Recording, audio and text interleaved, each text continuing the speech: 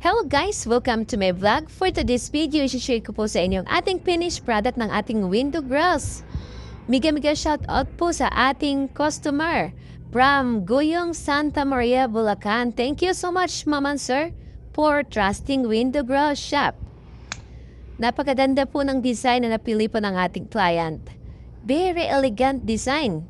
Sa mga gusto pong magpagawa ng ating mga window grills, meron po tayong tatlong klase ng materials.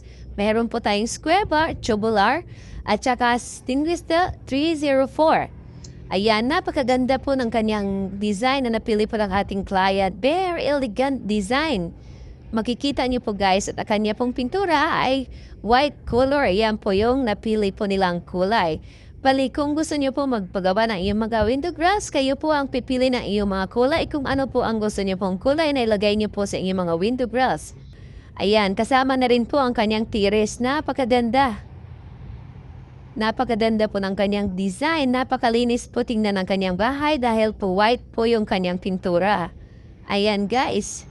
Sa mga gusto po magpagawa, pwede po kayo magpa-estimate po. Isend niyo po ang iyong mga sukat. Isend lang po sa ating page para po ma-send po namin ang estimate ng mga price. Thank you!